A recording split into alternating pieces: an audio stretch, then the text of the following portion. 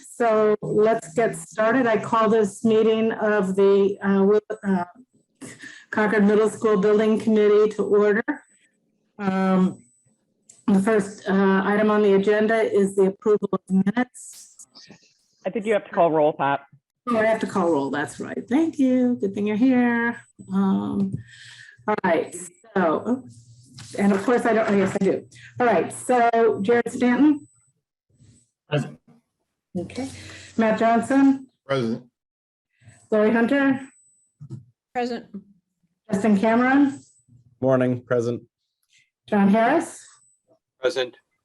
Russ Hughes. Here. Peter Fishalis. Alexa Anderson. I'm here. About. I saw you, Heather, but Yes, here, sorry. that's okay. Frank Hammond. Here. Chris Popov. Here. Kelly Parker. Here. Matt Root. Present. I'm here and Dawn's here. Present. All right, great. We have a quorum. Pat, I I'm think here you as skipped well. court because that's what I was listening for to unmute. Oh, that's not on my, I see him. you go off my list. Court. Sorry. Morning. Oh, there you are. You're up at the top. I missed it. Okay. So I'm not totally on top of what minutes last went out. Kristen, Ian, can you help me with minutes we're approving? Okay. September 16th. There were draft minutes, Pat, but they weren't sent out until early this morning. So why don't we hold that for the next meeting so everyone has a chance to fully review them and provide comment. Okay. All right. And my apologies on that, everyone. It's been a couple of weeks. Okay. Correspondence, Heather, Alexa, whoever. Nope, I got it. So correspondence, we have had basically 3 outreach emails to the committee. Oops, can you hear me? Yeah. Okay, sorry. Yeah. 3 outreach emails to the committee, 1 about the HVAC systems, 1 about hardwiring, and 1 with comments on kind of the overall timing of our process. And then there were a couple of more that basically copied us on follow-up to questions about the hardwiring. I think Did that's it. everybody get a chance to see those? Does that sound familiar to folks? Okay. All right. So I think we Oh, and sorry, Pat, just one other thing while you're here, only because it's not on. Did you and Don want me to quickly tell everybody the communications update, or did you want to do that later? I wasn't sure when. let's do the communications update now real quickly. Okay. Then I'm just gonna pull something up and share really quickly. I'll do this in 1 minute. This is not a long thing, but just to give everybody a quick overview. Can I share? We should be able to. Yep, yes, I can share. So I just wanted to do a quick update only because a couple meetings ago, I guess, let me go back up. We went through the high level communications goals for the next 3 months, which we're kind of reintroducing, increasing community awareness and engagement, and then preparing for special town meeting and special election. And since then, we've been working on the actual action items for those. So just again, very quickly, we're working on base communication materials. One of them to note, the elevator pitch, as I call it, is making sure that all of us here on this committee are well trained in the both the 10-second and the 30-second version of answering. So what's going on with the building committee, so that we're all being very consistent. Planning a schedule of public events, which is in development, both our own as well as going out to lots of groups, basically similar to the way we did with the listening sessions, going out to groups who are already meeting and joining their meetings. So hosting all of these, we're doing another rev on the website. We're driving a lot of social media, as I'm sure you've all seen. I hope you're all following. Alexa's doing an amazing job of getting social media posts out. It's fabulous. We're still sharing out via email. We are starting to create some little video clips that can go out. We'll still continue to be collaborating with the town, obviously the town, especially on public relations efforts, as well as the schools, and maintaining a regular schedule of public meetings. So I just wanted to let everybody know that that's all going on and is in process. Happy to answer any questions, but other than that, that's all I had. Heather, can I ask, was there anything that came out of the forum that, I don't know if we've touched on the outcome of the forum? Were there any questions or things that just highlights that? That's a good point. We haven't done a summary of it or anything. Okay. I guess I would look more to the design team or leadership team to say, are there any, any shifts that are happening because of it? But then I feel like that goes into our later conversation. So I'm not sure that we want to go there. So maybe at the next meeting, we could get just a summary or a report from the forum. I think that's one of the things we wanted to bring back to the committee was. Absolutely. Yeah. Yeah, we'll put that on. Okay. Any other questions? I'll stop sharing.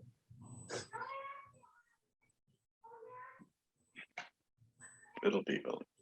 Okay. I'll add that Pat turned into a movie star last night, and we filmed her first 4 videos. So we're going to be able to use some of these live videos of our CMSBC members.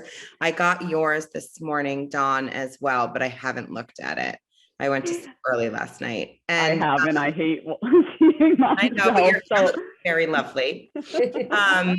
So just to all of you guys, it worked really well when I filmed Pat using my iPhone. I mean, Pat can vouch for this. This session, less than 15 minutes. I gave her just 4 prompts. I'm going to send you guys out the videos, and just if these videos are at all intimidating, I'm more than happy to come and give you guys similar prompts to the ones I gave Pat, just to get you talking. And it's funny, they all ended up, Pat's videos, this is being about 30 seconds each. So that seems to be the appropriate time to answer sort of a single question, if you will. So again, we only did 1 take each because she was a fabulous actress. And it was quick. So I will reach out to all of you, but if anyone wants me to come and do the same thing, it really took under 10 minutes and was quite easy. It was totally painless, and it was very helpful to have Alexa come and make me do this. So anyway, I'm jealous. I merged mine into one. It was less than a minute, Alexa, but if you want the individuals, I could share those. Oh, because you can edit. Well, and then my next little share was the fact that Carlin Reed was actually at our communications meeting on Tuesday. And one of the things that she was kind enough to do was connect me with Mark Pauly at the MMN studio. And what he's going to be able to do when I get enough videos is sort of splice them or edit them into longer ones that they can then use on the network, just again, to reach more people. So expect me to reach out to you guys shortly to get this project up and running. So thank you guys. Okay. Anything else on communication while we're here? Great. Then I think we can move into the presentation on schematic design. Great. And the first item that we actually have is a sustainability subcommittee update from our last meeting. I know we had a few and with the design subcommittee and sustainability subcommittee, and then we had one last item with the LCCAs and the narrowing of the mechanical systems and so on that we worked on with the sustainability subcommittee. So I was wondering if Matt, you wanted to present the conclusions from that meeting or the recommendation? Sure, thanks, Kristen. Man, I should have brought them up. We voted. We made 2 votes that, in summary, we look to we would like the design. We're recommending to the full committee here that the design team further investigate displacement ventilation in the large spaces, specifically the auditorium seems to be a leader. However, we would also like them to investigate the gym and the cafeteria as well and see if that makes sense. So that was one recommendation. Kristen, can you help? I don't have all the full language in front of me here. Yep. The other one was to discontinue consideration of geothermal. Thank you. That's right. It seems so long ago. So SMMA did have a nice and complete financial analysis and life cycle cost analysis on the ground source heat pump system. Due to the costs and also the schedule implications with ground source heat pumps, there need to be bore drillings into the ground, and those need to be located somewhere on the property. And given the location of the existing building, the new parking lot, the new building, the desire to keep a lot of trees on site, there are limited locations in which these borings can go. And so that, combined with the costs, it just makes it seem like an avenue that is not appropriate for this project. And so there was unanimous consensus from the sustainability subcommittee that the recommendation be not to pursue ground source heat pumps. Sorry, I wasn't better prepared, but happy to answer any further questions.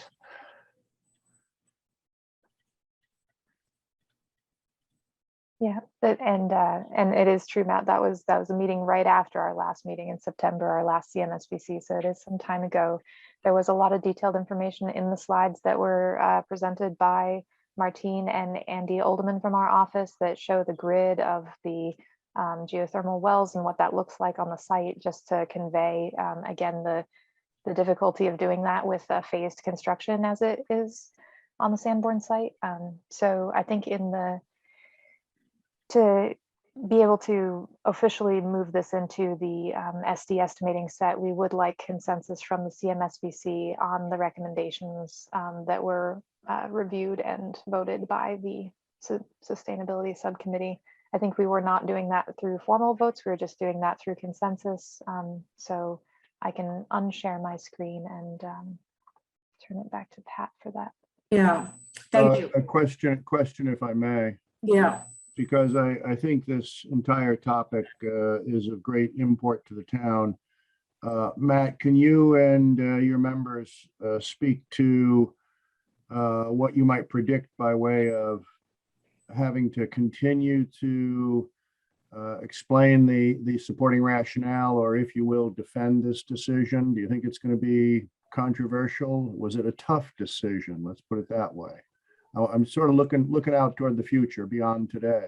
Yeah, no, great question, Court. I don't think it was a tough decision. I mean, SMMA provided a lot of detail and information.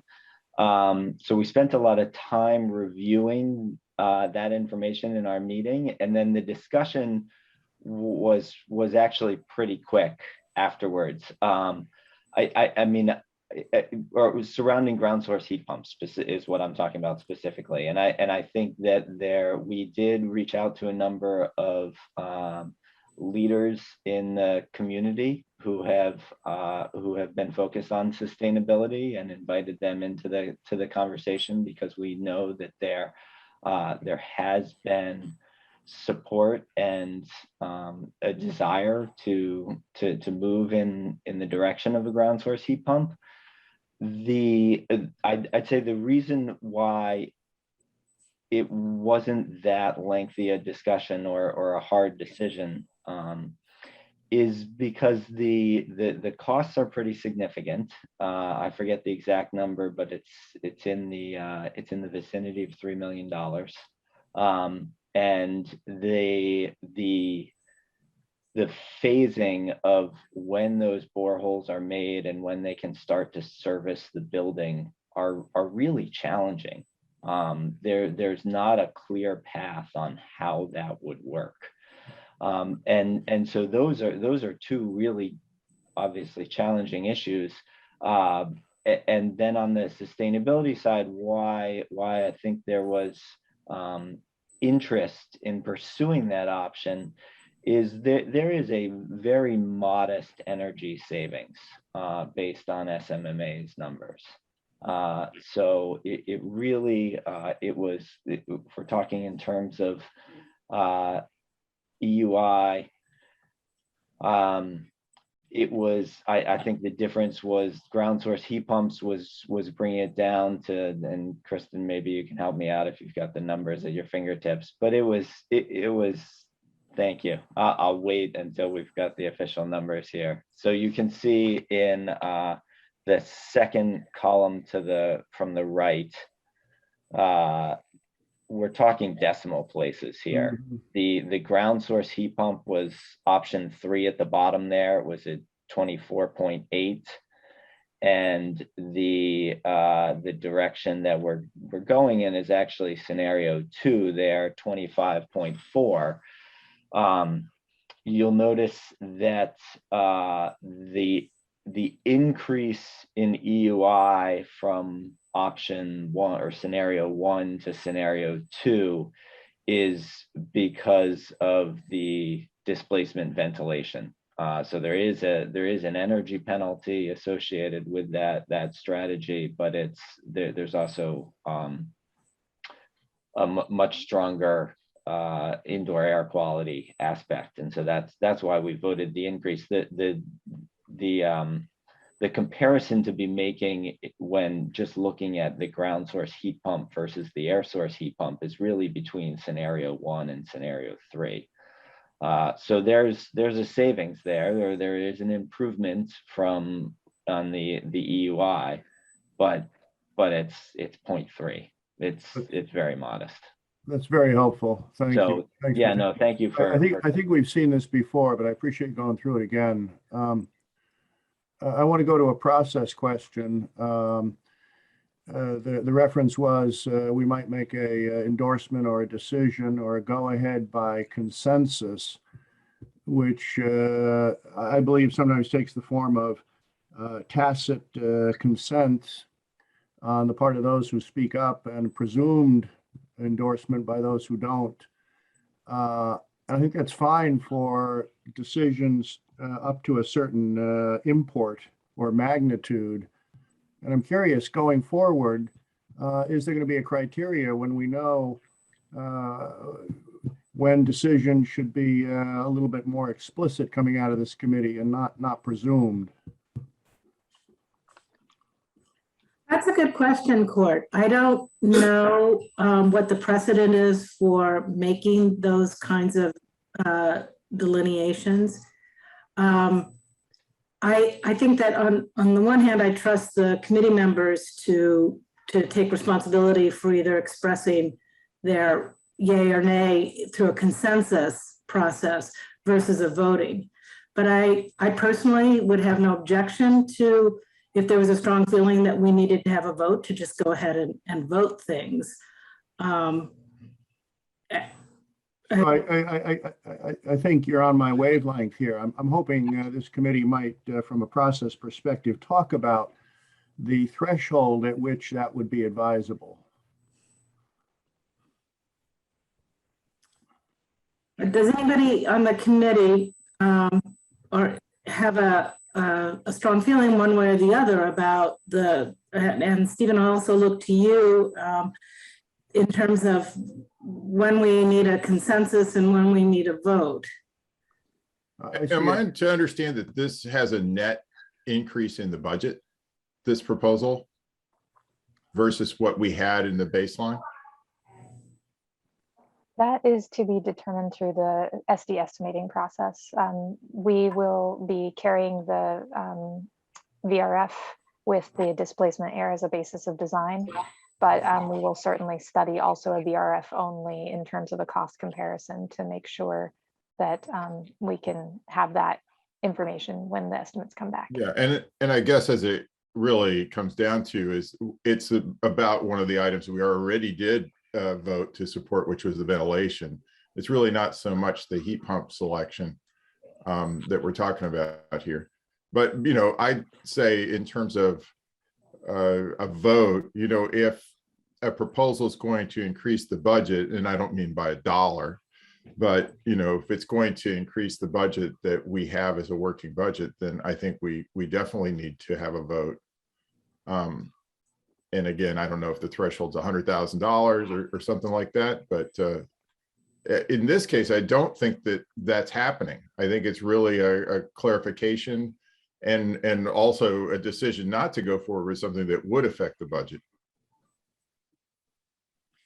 I also think that at this point in time, the architects need direction on what to design, and that we will know when estimation comes through if we have to value engineer things out. Am I correct, Kristen? So if we say, yes, we accept the don't do the ground source heat pump, and yes, to further investigate the displacement, that will all get folded into a recommendation that comes from the architects, which will then result in a cost that we can then, at that point, I think we have to make votes on what we're going to do. Yep, so in about a month and a half, we'll be asking for a holistic vote on the total package of the project. So right now, it really is just deciding what is the basis of design going into the estimate, because all of these things will manifest themselves in detail on, you know, in the SD set and in the VE list. For mechanical, we very commonly have a second system that we're estimating in schematic design, especially lately with net zero and all of those new systems that are coming to the forefront with the aggressive approach towards sustainability. This is So- Charlie. Just a quick one. You know, if there are any controversy about this decision or any feelings on the part of the community that I could have discerned that were supportive of geothermal in the face of this data, I would have said, well, yeah, we should have a vote. But given that it's a very uncontroversial and clean position that we took, now I don't really see the need to vote at this time. So Pat, thank you. I think it's wise to talk process when we're not mired in controversy. So maybe this was a good morning to bring it up again. Yeah, so I guess I would recommend that at this point, this is consensus. We're not voting, yes, we're going to do this, or this is definitely what's going to happen. We're voting the direction, we're agreeing, are directing our architects to pursue a certain direction. And then they will give us the costs of those direction, and then we have to make a vote. And then that makes the vote, to me, weightier than. But I'm happy to hear from anybody else on the committee. Yeah, I guess, Pat, I guess the way I looked at it is I thought we were kind of on a path in terms of systems, and the review of geothermal would have been a diversion from what was the status quo path that we were on. I don't know, Matt, if I see you nodding. That was my understanding where we were with systems, and it was, let's take another look at geothermal. And so if we were going to deviate from the path we were on, I would suggest we vote that, especially with the budget impact. But if what we're saying here is after looking at it, we don't want to deviate from the path we're on, then the consensus is, and I think this is what Charlie was saying, we're just going to continue on the path we are on. We've discussed it, reviewed the data. You know, usually I think unless for optics purposes, you feel like you need to take a vote. If you're not going to change anything and you just keep moving forward, usually you vote if you're changing something. That is correct. We were strictly keeping geothermal as as a comparison item so that we could bring more data to, again, because we do know that that is something that communities are interested in, and we want to make sure that you had the complete information on really why it's not the best approach for this project. I mean, if the committee wants to vote to codify that decision, so when people ask us, why didn't you do geothermal, we can say we voted and moved on. I think that's okay. It's just something that you're doing for a demonstration to people who are interested in that topic, not as a means of facilitating the project. But it's, you know, it's democracy. It's flexible. Yeah, there are hundreds Charlie, of so just a quick one. Yeah, go ahead, Matt.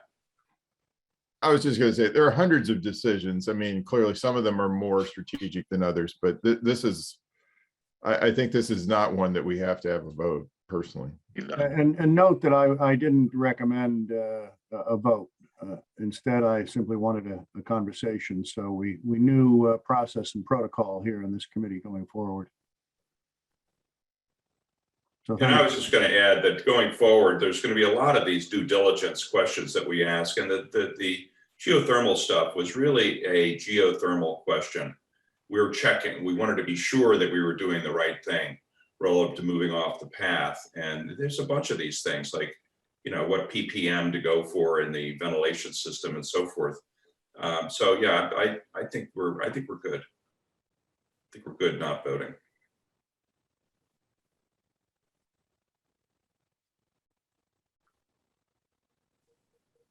You're muted, Pat. Okay, unless I hear a strong opinion from anyone else, I think that we can go ahead and get a consensus on the recommendations of the Sustainability Committee.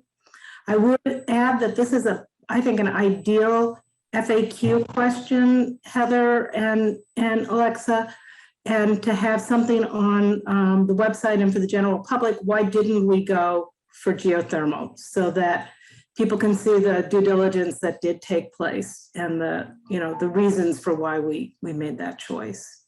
Sure. And Got it. also too, I think Heather and I and Matt, maybe we can connect with you, or maybe Heather already has. We were talking about using the month of October and even part of early November to do forums that were converging on a specific topic, and sustainability was in our top 3 topic ideas and choices. So perhaps this is a good indication that we were on to something here, because there might be some real interest in collecting people on a single topic with respect to the committee. So we'll be in touch. So are there any objections to pursuing this as a consensus? Seeing none, is there anyone who is opposed to accepting the sustainability recommendations? Seeing no hands, I agree we have a consensus on the sustainability recommendations. Okay. Great, thank you. So our next agenda item was to go into an overview of the now I'm sustainability talking the estimating set. So let's see. So what the team has been working on very diligently for the last few months has been this schematic design estimating submission. And so we would just wanted to make sure that you have a full understanding what goes into that, because it will be made available for everyone to review and take a look at, and it does form the detailed basis of the estimates that are being performed. There are drawings that are submitted, uniformat specifications, and a report. Those are the 3 major components. At a schematic design level submission, the primary drawings are the site drawings, which include civil and landscape architecture, and architecture drawings. At this point in time, it's too early for detailed mechanical, electrical, or plumbing drawings. What you'll see in the plans is that sinks are represented and things like that, so that the estimators can take off the quantities of those items, but they don't have, the detailed plumbing risers and paths throughout the building. So the estimators have primarily site and architecture drawings. We do include a roof plan with mechanical equipment located as preliminary, and that can change as the mechanical design develops. But again, it's to help them with their takeoffs when they're doing lengths for duct work or assumptions based on, you know, how the system is within the building. We do provide an electrical one-line diagram as typical part of our SD sets. And that gives them some of that baseline information on the electrical assumptions and systems. Again, there's no structural, mechanical, electrical, or plumbing drawings as part of an SD submission, and that's very typical. It's just too early for that. That being said, I do want to reassure everyone that all that coordination does happen. So any of the architecture plans do have placeholders for communications closets, and it's based on a structural grid assumption and things like that, so that, again, we are set up for success when we start design development in the next phase. You just don't have those detailed sheets in this submission. The uniformat specifications are collects all of the information about the materials and some of the schedule and phasing assumptions. So the estimators will look to this, to the specifications to understand what flooring types and all of that is within the building. Then they'll reference back to the drawings, the architecture drawings, to see where that flooring type is. So those two really relate to each other a lot by providing the information on the material and then the drawings for the locating of it and the quantities. The uniformat specifications do have more information on mechanical, electrical, and plumbing, again, so that the estimators understand what the basis of design is. The report is something that's a little bit more friendly on the eyes for reading. It goes into the introduction and how we got here today in terms of the lead up from a feasibility to schematic design. And information on your preferred solution and why, just a snip of that history from feasibility study. It has a much more detailed section on sustainability that includes the lead certifiable points that the project is currently tracking. Again, this project will not be LEED certified. That's been decided by the committee, but it will be tracking LEED certifiability. So it does have that points listed. It has the LCCA information in it again, and the EUI and all of those and all of that data. It does have more detailed information on the mechanical systems approach, plumbing, and so on. So you'll read about the VRF systems and the DOAS and all of those fun acronyms that we've been learning over time. And they will be spelled out and in acronyms so that any reader can digest the information. There is also a lot of project imagery in there. You'll find some of the renderings that we've been showing you put in there as well. Another big piece that we talked about in feasibility, where everyone was wondering, how does the ed plan influence the design? And during feasibility, you develop the ed plan, the school department specifically. And then for schematic design, what we do is we go back and we say how that ed plan component manifests itself in the design. So in the section about the team teaching approach, we then have a narrative that follows that talks about the team commons and where they are and how they're set up and the intent. So we really work to tie the ed plan together with the architecture in that section. And then there's also the backup provided that includes any site investigations that were performed during schematic design or any backup technical backup that the estimators can use and that the community then has as documentation for the work performed. So this version that you'll be getting is the SD estimating set draft, so to speak. It's I would call it a 95% completion, because when we do go through and we receive the estimates, any BE decisions that are made, we do go back and we update the report. So similarly, the cost estimates become part of the final report. And obviously they can't be included right now. So this is, this report is, a very complete draft, but it does change based on decisions made after cost estimating during value management and with the addition of the cost information. So those are the three major components. Move along. invited Mike Dowhan to speak a little bit to the updated site plan. I know we've been waiting for that updated rendering with the building footprint, and so the team's been working on that. So Mike, if you want to speak a little bit to the plan here. Yeah, sure. Good morning, everybody. The vast majority of the site hasn't changed. Where you'll see a few minor changes today from what you've seen previously is really more around the building itself. The location of the parking and the bus drop off hasn't changed. You can hopefully maybe see over by the loading dock that we've added a significant number of components, electrical components. Yeah, thank you. There's going to be a lot of, the transformer, the generator, all the utility elements needed for the PV. That's all been sort of added in there. So we're trying to make sure that we have enough space for all that. Loading dock has been updated. The ball fields are still in the same position as they were before. Like I said, the biggest changes probably have happened around the perimeter of the classroom wing. As we took a deeper dive into the grading and sort of how that wing is going to sit on the site, it became pretty apparent to us that we wouldn't be able to create any small sort of outdoor classroom areas on the north side of the classroom wing. A, it's north facing. B, it's pretty significantly sloped. It just didn't, and it drops down, as you know. So it didn't make a lot of sense to try to squeeze something in there. So what we've done is we've really focused our efforts on the outdoor classrooms on the south side of the building.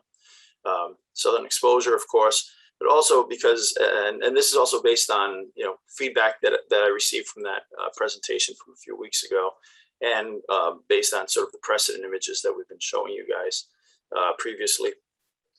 There seems to be a really great opportunity there to create these outdoor classrooms that sort of are spaced between the building and the existing woodland to remain, right?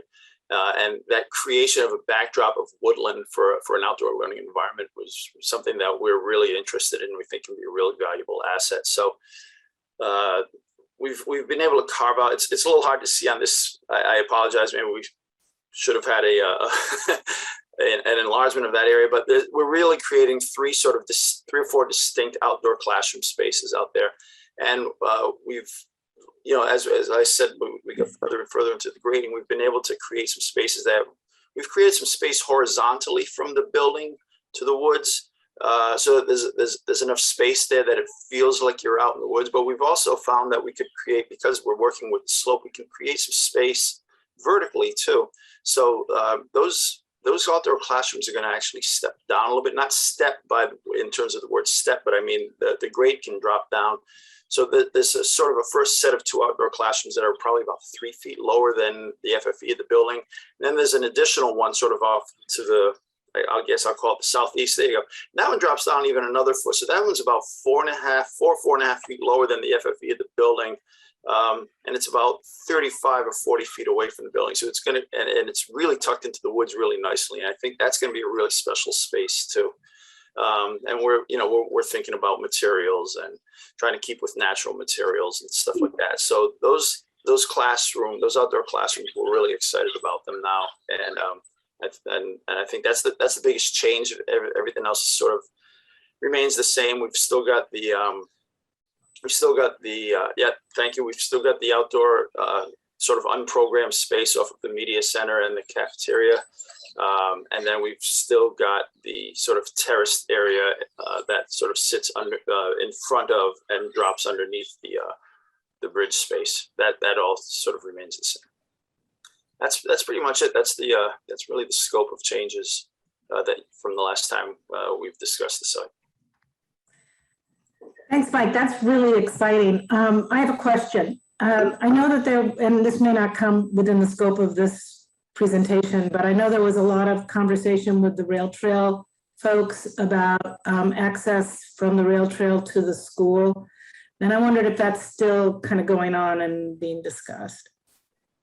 Well, I did see an email correspondence a few weeks ago. I'm not sure what happened with that.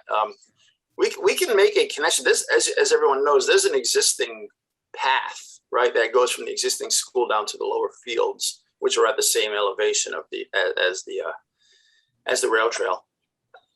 But in terms of getting an accessible route from down there to up here, that I think that's going to be a real challenge. I think that's going to be a real challenge. Short of clear cutting some of the woods to sort of create sort of a, maybe a switchback sort of trail to get us up there at under 5%. I think it's going to be. I'm repeating myself. It's going to be very challenging. I don't want to dismiss anything, but I also don't want to get anyone's hopes up in terms of being able to. There's some physical barriers because of the slope that I'm not sure that we can overcome. Mike, do you know the approximate differential in grade there? How many feet? Yeah, I think it's 40 or 50 feet, Don. Vertically. Yeah. Yeah, just for reference, for those who don't know, because I'm also the chair of the Massachusetts Architectural Access Board, for every foot vertical, you need 20 feet horizontal to safely traverse a firm, stable, and slip-resistant path, accessible path. So any new construction needs to have an accessible route, and therefore it needs to be a material that's firm, stable, and slip-resistant per the 521 CMR. And for every, the 5% that Mike is referencing is the 20 feet linear to differentiate a 12-inch vertical. So if he's saying it's 50 feet, you could do the math. You need thousands of feet and you need to likely switch back. So I think that's some of what Mike's describing as a hurdle, because not only will it be difficult with the existing trees, but also cost. So, Dawn? Yes. Right now, there is a very intentional opening in the fence. And I assume that's for a walking path from the trail to the school. Is there a assumption that that would simply be left as is and it would be a walking trail and de facto a bike route for those that wanted to challenge themselves on the 40-foot? Yeah, could I just update like what we're actually doing now? We have kids using the trail for after school clubs, and they certainly are biking to school that way without any formal anything. I'm also in conversations. The police chief has some definite security pieces he wants to talk on, because easy public access off of the rail trail has some concerns for him about security. So I think we're in this conversation already, and it's just going to expand into the evolution of the new school. But I think we're making actually really great use of the rail trail, far more than we were a couple of years ago, even when it was, not complete, but in process. So I don't know if it's contingent on the design, I guess is my takeaway there, because we're doing a good job with it as is. What I'm hearing you say is we want continued access for students, but we don't want this to be a potential threat to students. Right. And so it's completely unresolved at this point. Yeah, unresolved, but not prohibitive at this point. We're trying to be thoughtful as we move forward and the rail trail completes and all of that. I think it's safe to assume there's no budget included to make that connection right now. Is that correct, Mike and Kristen? That's correct. We had investigated this during the feasibility study phase because we knew of the interest to keep the connection, but the steepness and the amount that you'd need to develop it would not be within the budget that we have. And public safety are not telling us at this point to close it off. No, they're trying to find the middle with us. Thank you. So just to follow up, one final thing on that, Kristen, if you can sort of point to where the right field foul pole for the boys baseball field would be, right about over a little more, right there. That's where the existing path sort of terminates at the top now. So you can see in the proposed condition, and we worked out the grading so that the path, if we want to keep that path, the path can be maintained.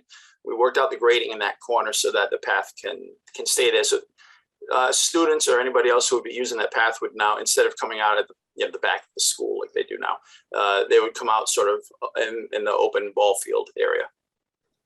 So it's still usable if you guys want to just leave it alone and just let it stay as is.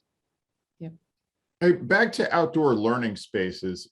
It seems like because of the accessibility issues behind the school, it's less intimate, but what about that area along the first baseline in front of the school? It seems like there's this open area, there's trees in front of it, but yeah, there, and then beyond the end of the, there. Yeah. Yeah, wouldn't those both be just more accessible and probably lower cost to develop? And then also not right under the eyes of people that are in the school, in the building. So I'll start with the that open space to the north of the classroom wing. That's open like that. That is the emergency access space for the emergency vehicles. So that's going to be that sort of structured grass material. So we've been trying to keep that open through there because that's emergency vehicle access for that wing of the building. Yeah, but I mean, how it gets used. Yeah. I mean, is that incompatible with an outdoor learning space? I don't know that it's incompatible. I mean, it's not an accessible surface. It's lawn, so it's not an accessible surface. So I mean, how it gets used in the future.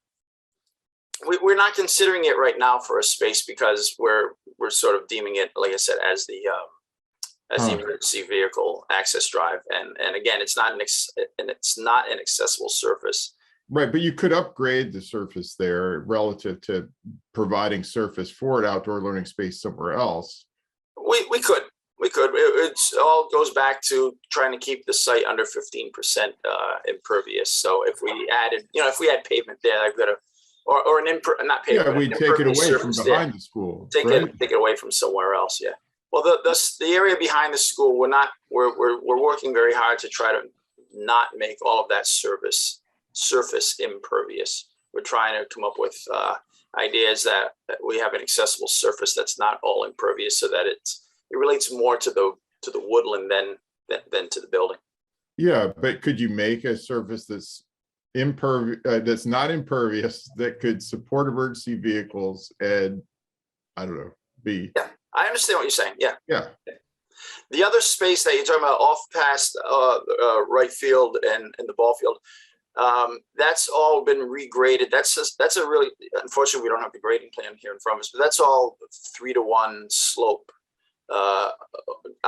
graded out area. That's a result of removing the building from that building wing from that area, and then putting the ball field there instead. So it looks open, but in reality, it's a 3-to-1 steep slope going down until the grades catch up to the existing grades, and that's where the and it couldn't be flattened with a wall, or it could.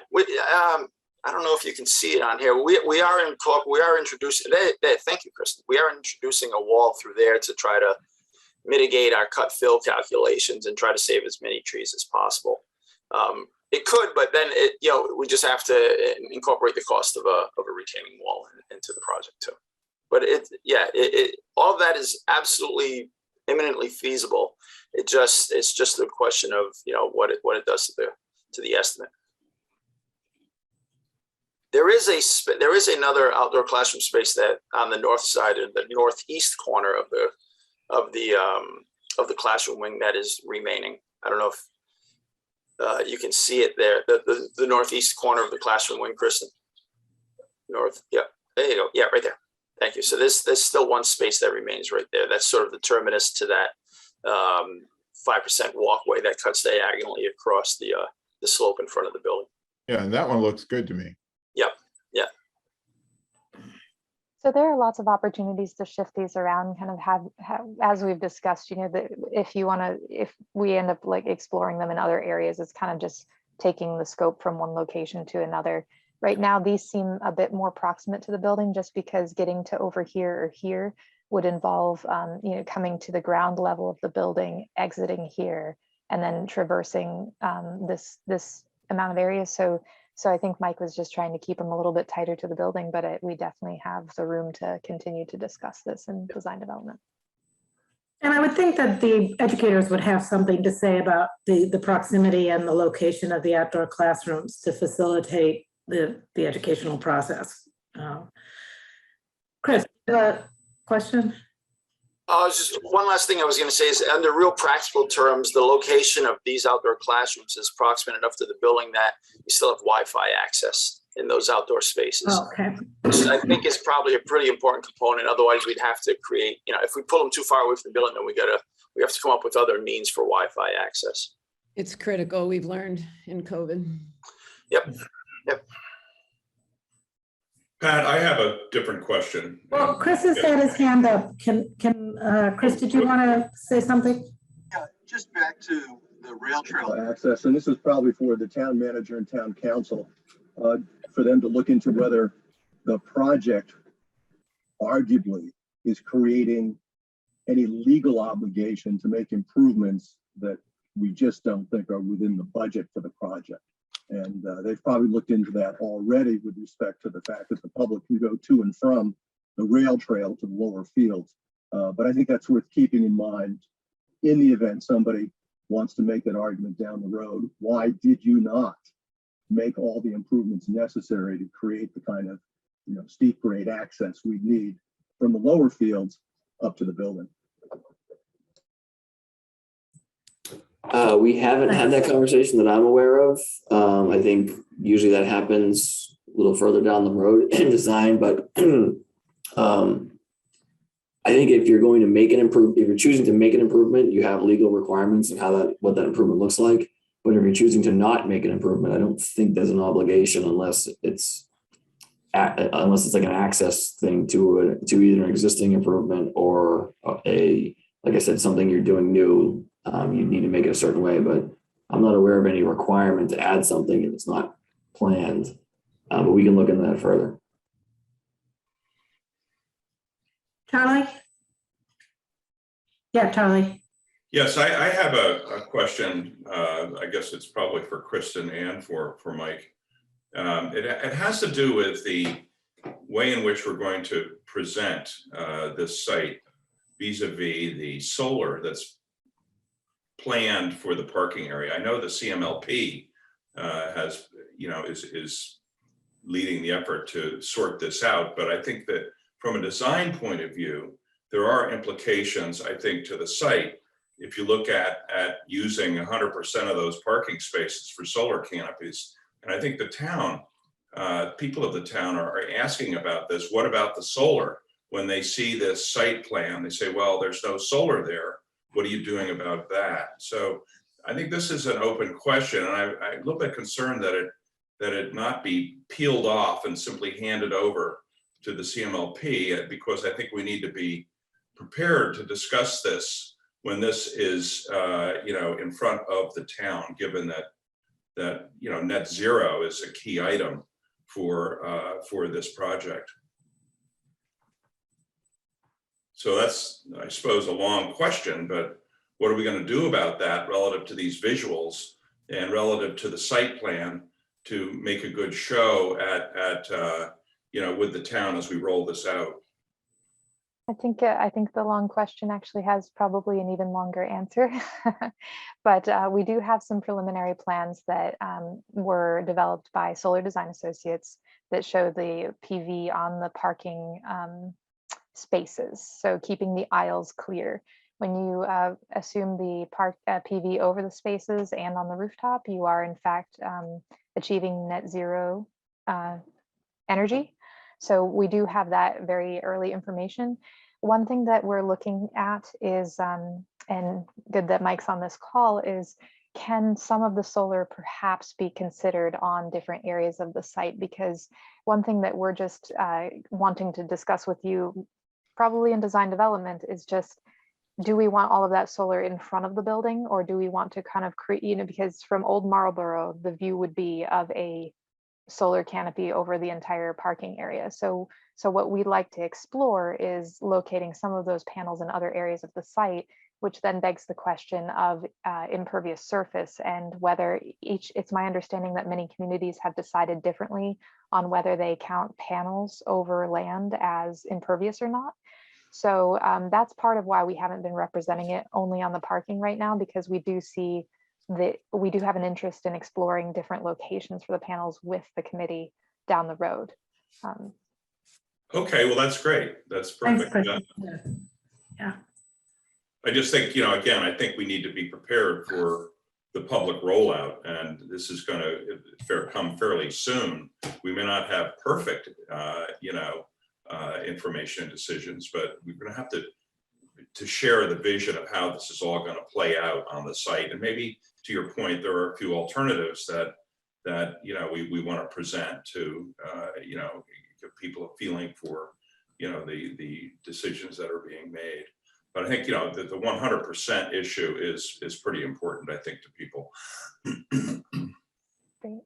Yeah, we'll, you know, Mike and I were keeping that on our radar as far as following up with Solar Design Associates and the town on the impervious question. So even, you know, the project is going into estimating, and we'll definitely continue to have that dialogue toward getting something more finished or a little farther along for the imagery that goes, that the committee shows for town meeting and town vote. Okay, so shall we move along with the presentation if there's no more questions on this? Great, so we have the architecture teams continue to diligently work on developing the floor plans. These are substantially the same as what you've been seeing to date. We've just added a lot more detail, and then in the architectural drawing set, you'll see this even more detail. These are the color floor plans that are program related, but in the architectural set, again, you'll see call out notes on what materials and a lot more details, dimensioning and so on. One item that I just, before you receive the estimating set, did want to bring to your attention is that we have rotated the auditorium again as a placeholder for now for estimating.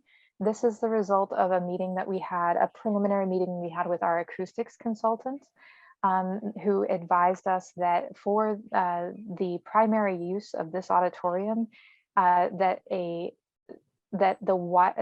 have a longer depth than width, it's a little tricky to relay, is actually important for acoustics. So as we had it rotated 90 degrees where the stage was up against the music rooms and the audience was here, that had a greater width for the seating. And their current recommendation based on just their experience alone was to pull that back in, which drives a rotation. So again, this isn't anything that is something that's a formal and final decision. It's something that we definitely want to dig into more in design development. But I did want you to be aware of that rotation and what drove it. So we'll continue to study it and talk with the educators and the committee about what its final shape is. But for now, we've just made that rotation for the estimate set. With no, again, same seating, same stage, all the square footage, it's just that reorientation for the proportion of the space. Okay. And then there have been no changes that are to be discussed or mentioned on the upper or lower levels. So we'll just continue past those.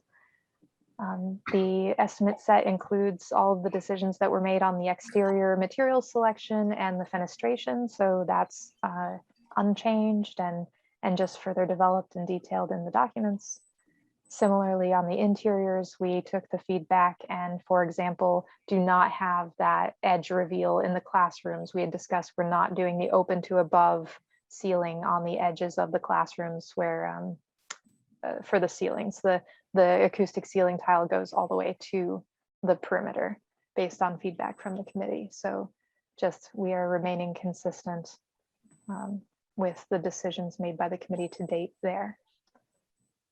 Building engineering systems, again, just a high level recap that we have taken all of the recommendations made in the sustainability subcommittee meetings and folded them into the estimating set. That includes the VRF fan coil units for the classrooms and so on, how the air handling units are going to be distributed amongst the various spaces in the building, the auditorium being served by displacement ventilation, And then also there's been a lot of conversation about ventilation, and we have just Andy's reflected our basis of design here. And we'll again be exploring more in cost alternatives and options for the value management that we'll be coming back to you with in a few weeks. Electrical and plumbing, fire protection, and sustainability. Oh, yep. Oh, yeah. Sorry, Kristen. I have a quick question just on the last one. So the bottom right bullet point is, I guess, how does that relate? You know, in our last sustainability subcommittee meeting, we were talking in terms of CFM per person of ventilation, and I don't need an answer right now, but I guess I'm curious how that, you know, what that number is right now, and how it relates to that bottom right bullet point. Yeah, I'll make sure that that's reflected in the report. I don't in fact Yeah, have the no, answer I right wouldn't expect you to. away. Great. Yeah. Thank you, Kristen. Yeah. And we'll definitely have Question, you know, the question I have is related to that same bullet, and it has to do with the granularity of the approach. And, you know, I simply want to understand, you know, how we're going to measure by classroom, or is the measurement going to be on a broader area? And, you know, what is going to be the specific approach to monitoring the 800 ppm? So that's, don't need to answer that now. I just think that it should be addressed in the report. Sounds good. And I do know that we do plan on the sustainability subcommittee meetings to date. We've had to chip away at those bigger mechanical systems discussions, but I do know we are due for a ventilation conversation. So we'll definitely be keeping that on the radar. That's great. Thank you. And then I did not list everything that goes into the electrical components or any of these other engineering systems as part of the building scope, but kind of called out some of the perhaps more unique items, such as 75% plug load control as an assumption for, again, supporting that net zero goal. And then the backup generator we're currently having it in the basis of design as natural gas. That's consistent with most of the other schools and has been coordinated with Russ and others during the schematic design development. Fully addressable lighting system, that is again, a factor that is a requirement of meeting the net zero energy ready goals. So we're carrying that. Plumbing and fire protection, typical fixture types. We've worked with Russ to understand what are the fixture types in the current schools. What have any of the maintenance concerns been? What are you looking for in the future school? And that's all folded into the report with the assumptions, and all very consistent with our K-12 experience across the board. No outliers in terms of requests in those areas. We are still carrying the fire pump, but again, we're quite frankly, based on our feedback from the town, it's unlikely that it'll be required. We're just still waiting on the flow test results. And so that'll be something, one of those low hanging fruit items that manifests itself on the value management list that might be a swap out at the conclusion of estimating. Science rooms, this is getting a little bit granular, but there's two approaches to handling science room chemical waste, which is either chip tanks in each classroom or a centralized acid neutralization system. In a lot of our projects, when the chemical use quantities and types are below a certain threshold, we can frequently recommend the chip tanks, which is a lot more economical. And we're going in with that basis of design assumption based on the information we have from the school on what chemicals are used and in what volume. So that's our basis of design right now, but we will carry on the value management list for pricing a centralized acid neutralization system, just to again get that pricing, as this is just that part of the project where we can do all of that testing and investigation of Kristen, if we could include ongoing operational costs on those options as well, because I have had a negative experience on getting surprised by that after the new school opens. Yeah, yep, we can definitely do that. I was going to ask and you're if talking maintenance, specifically chip tanks versus acid centralized system, correct, Lori? Yeah, Kristen, did maintenance weigh in at all? Like, has Russ and others had, yes, okay. Yes, Good. yeah, we They're did. sometimes the most vocal. Yeah, we did talk quite a bit about the centralized system versus the chip tanks, and but we can certainly revisit that in more detail.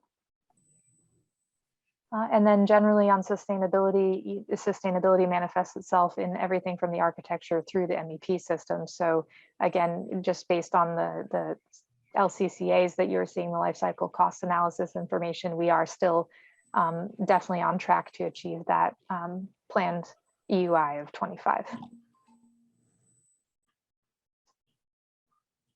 That's the best we can do on a high level of a very in-depth estimating set that you'll be seeing coming out.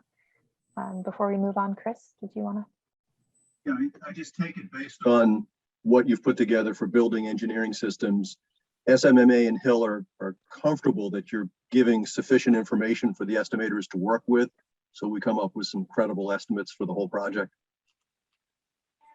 I would let Hill respond to that. I think that's yeah, no, I think what Kristen presented and mapped out for schematic design deliverables is typical of you know, a school project. The plan specs and narratives are all exactly what we would expect out of a package, and the level of detail that the estimators would need. Yes.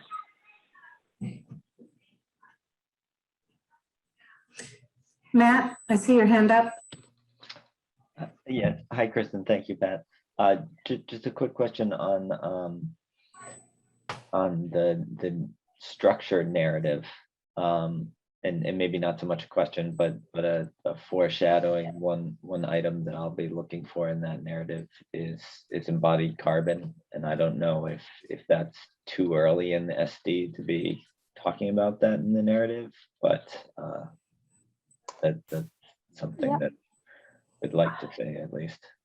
I do believe Martina already has a draft of that. I'm not sure. I haven't gotten to her section of the report yet myself, so I'll have to check, but we'll definitely, we do embodied carbon studies and on all of our projects at this point, especially the net zero energy pursuing sustainability projects. So.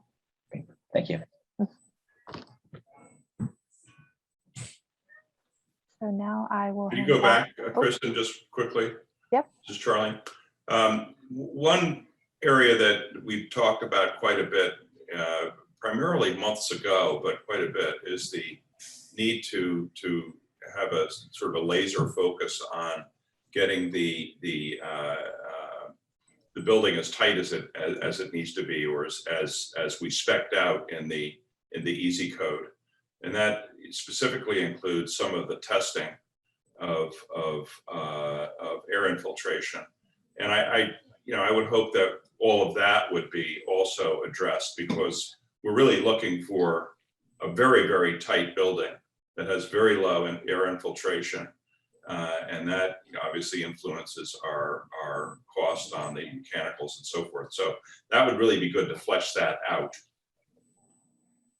And there won't be probably as much detail as you're hoping for in this schematic design level of documentation, but we do in our specifications inform the contractor of what testing requirements must be achieved or what performance must be achieved.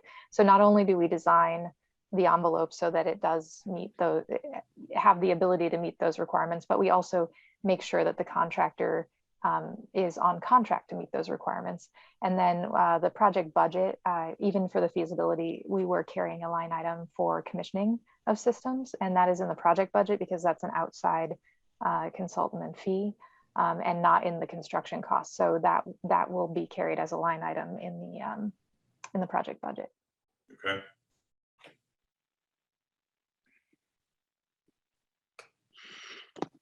If there are no other questions, then I'll hand it off to my colleagues at Hill. All right, thanks, Kristen. So we just wanted to walk you guys through a few of the next steps here and estimating process.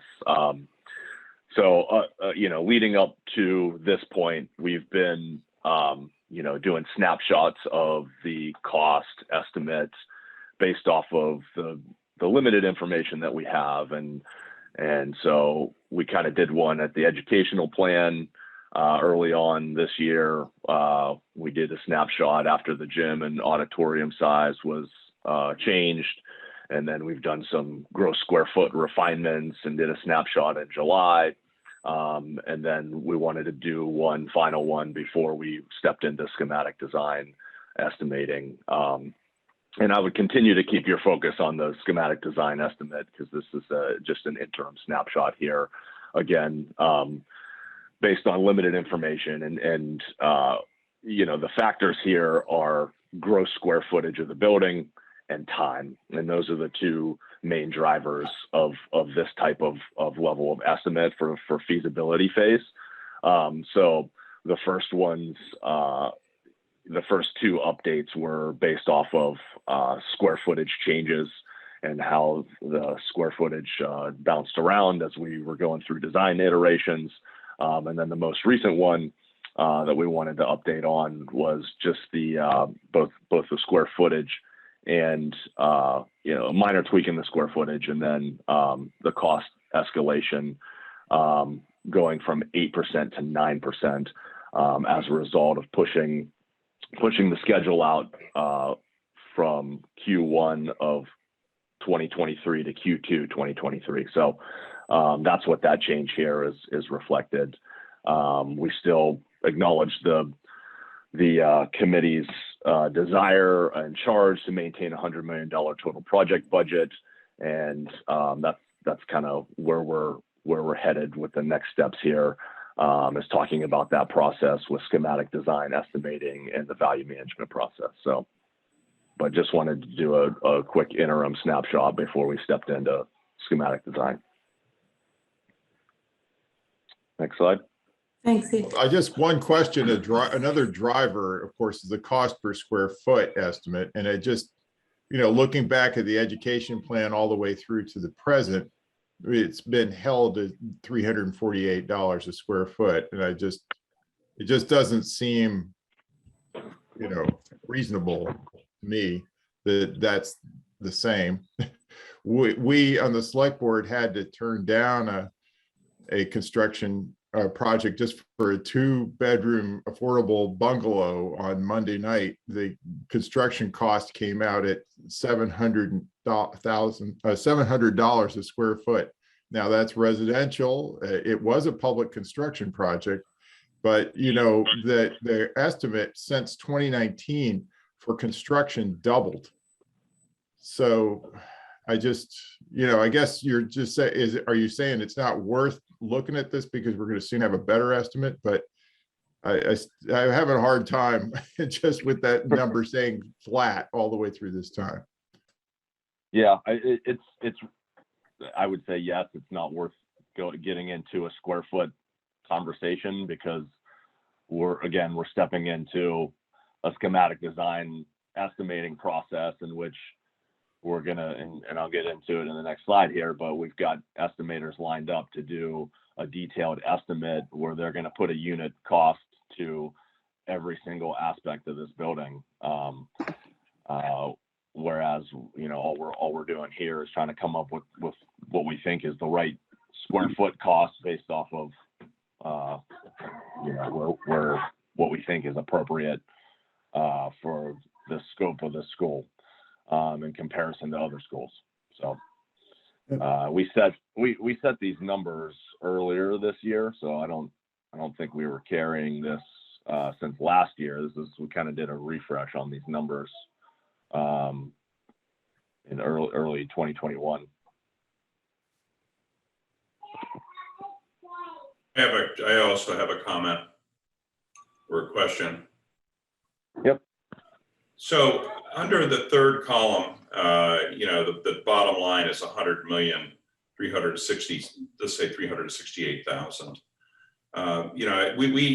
We've talked about, netting that bottom line out to 100 million. And if we make the final adjustments that we've talked about in square footage, we could get to 100 million before we move to add on the additional costs related to escalation. And you say, well, gee, that's not really much money, $367,000 or $370,000. Well, when you get around to doing value engineering, that's going to look like a pretty big number. And I just, for sake of cleanliness and the approach, it would seem to me that we would want to get that space number straightened out in that third column before we move ahead. Is that possible, Ian? What's your take on that? I mean, we could certainly do the square foot number based off of what, you know, the snapshot was 143,660 versus 143,510.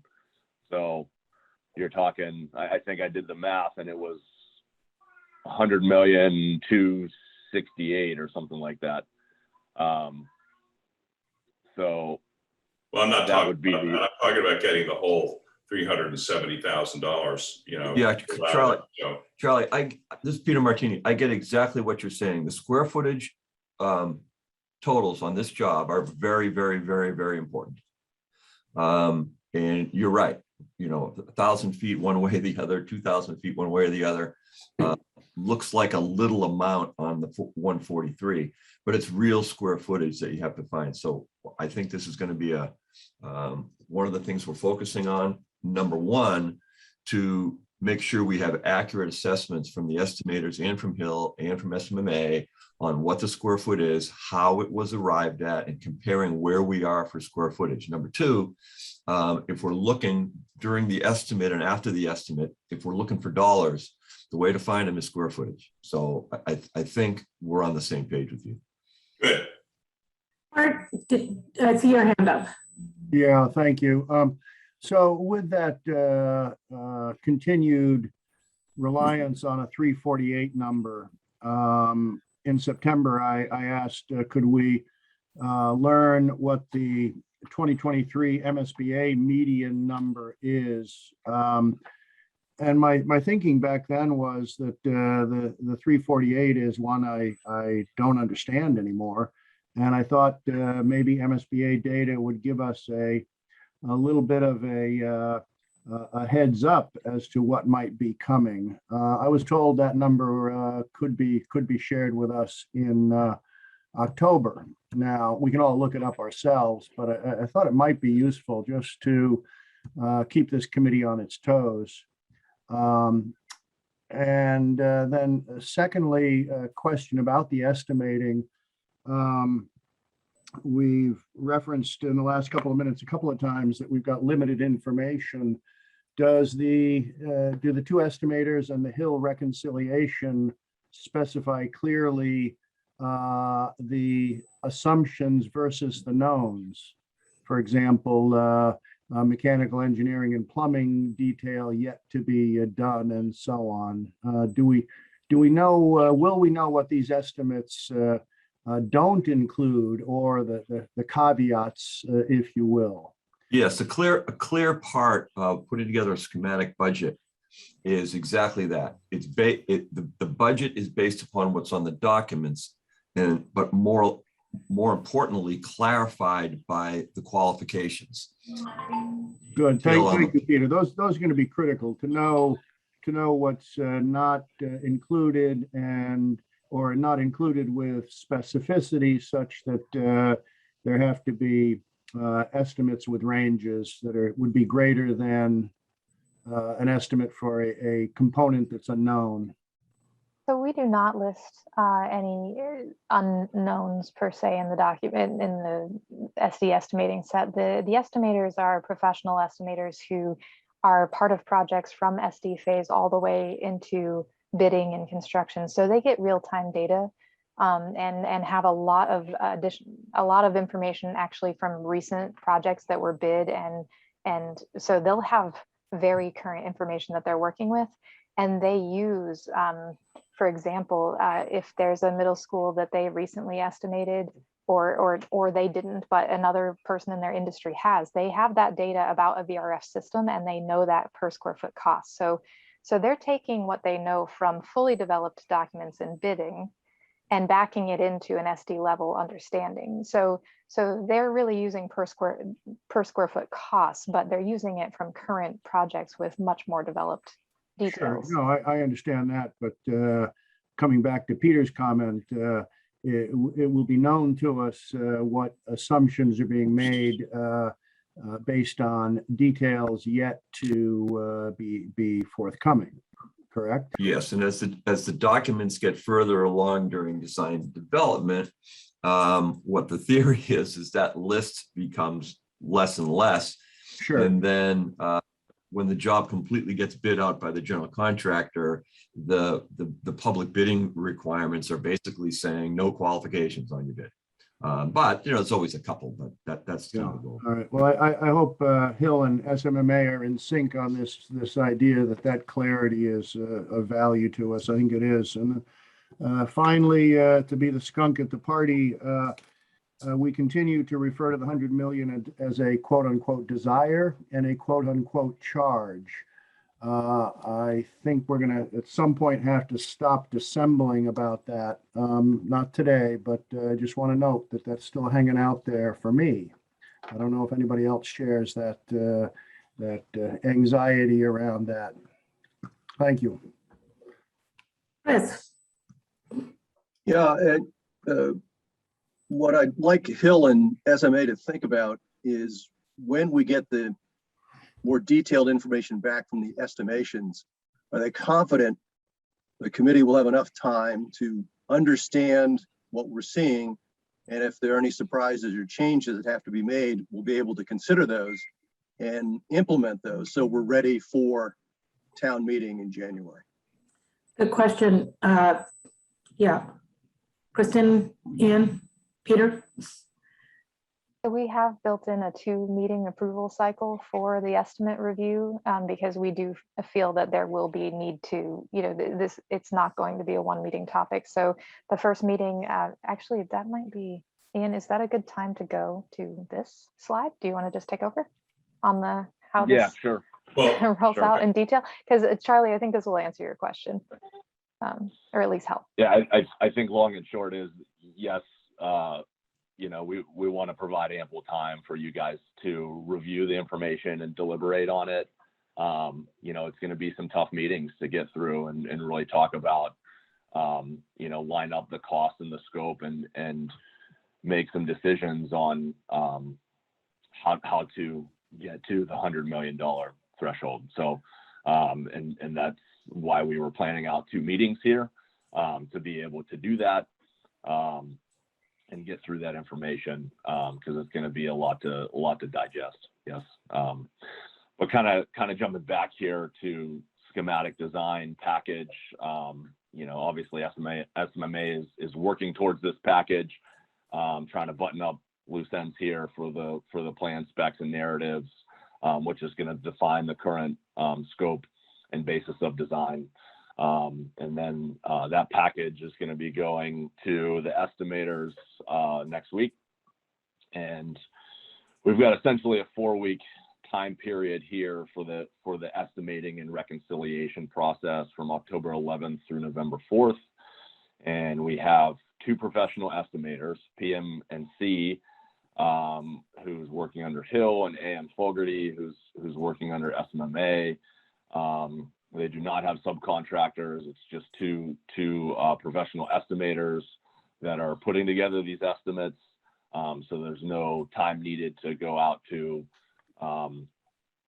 subs or anyone else. They have a catalog of information already based off of, they do this in and day out, and they have access to a lot of projects in different phases of design.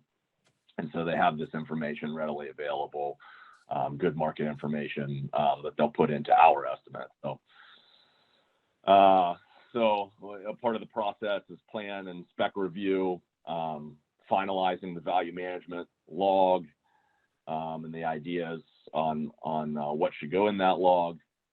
And then essentially the estimates are due Wednesday, October 27th, which will give us a little bit of time to process those, both Hill and SMMA, to process those before we sit in a reconciliation meeting on Monday, November 1st with all parties and go through the estimates. And so essentially what we're doing is, you know, we're expecting to get a 30 to 50 page estimate from both parties, both PM&C and AM Fogarty. So a lot of detail.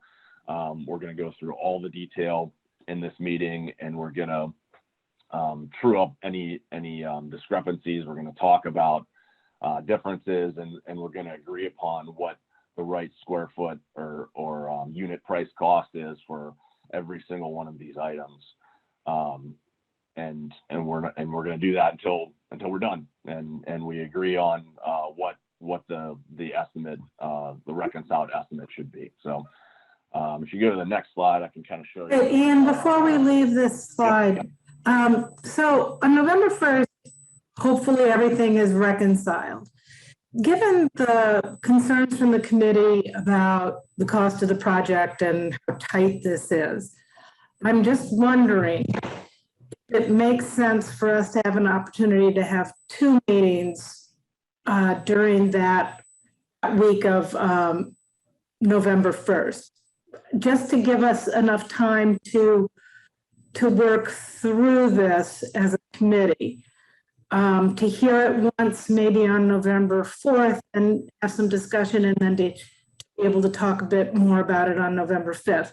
I don't know if that makes any sense. I don't know if the committee would be interested in that, but I'm just hearing a lot of questions.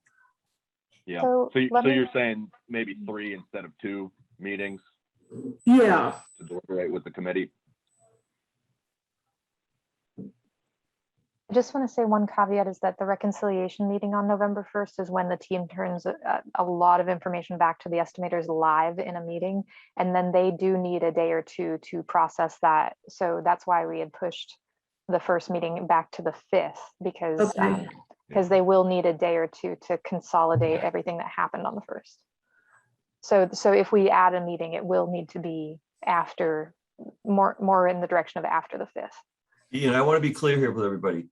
Reconciliation meeting Monday, November 1st. Who are the attendees? It's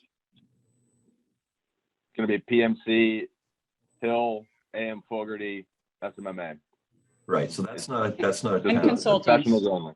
And consultants, yep. And consultants. Yes. Yep. And it's just a 1 day, full day? Yes.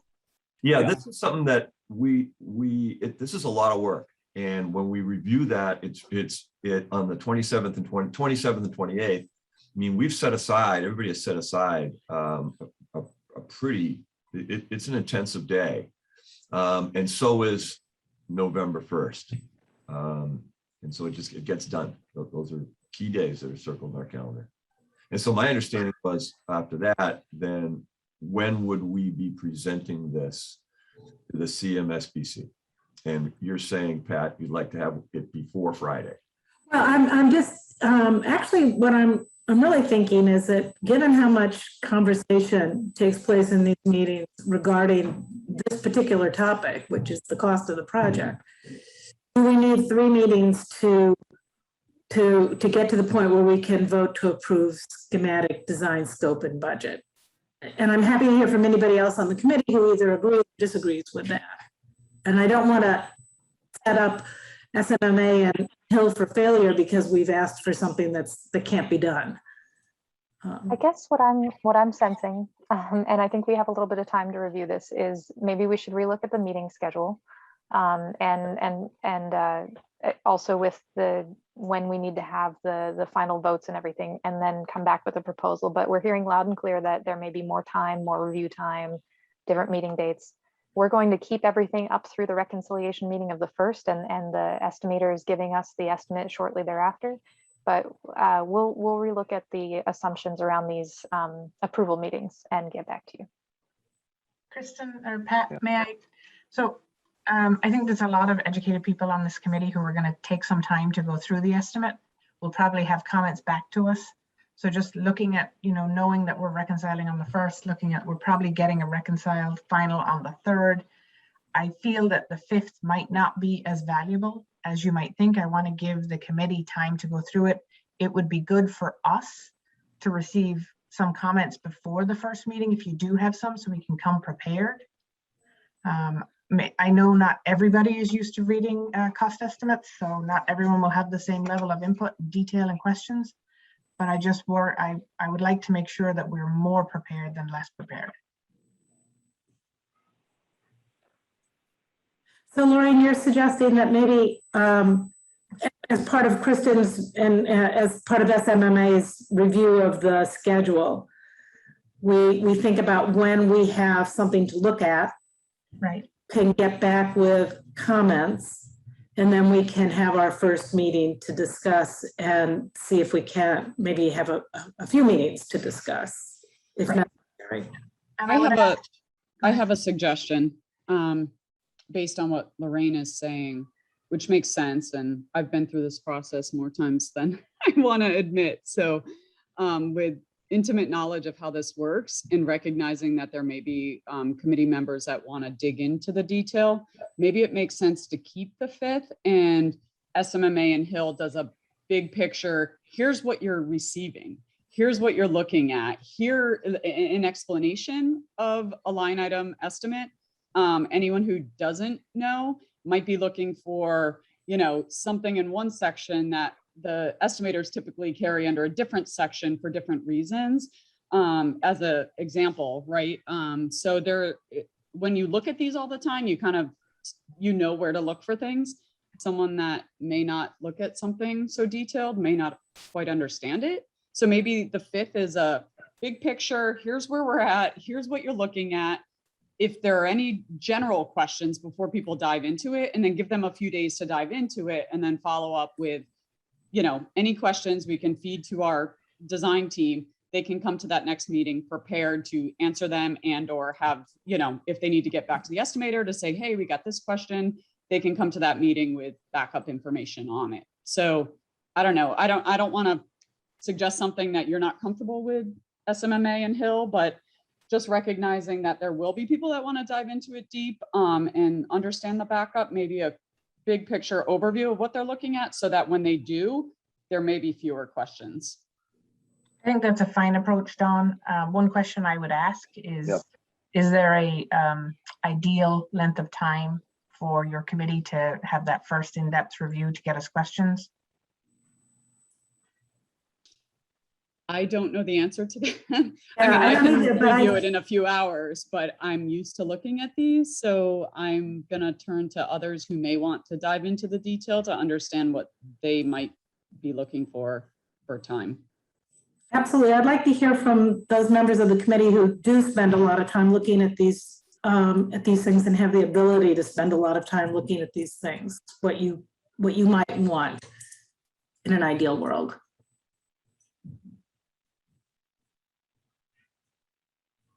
Chris?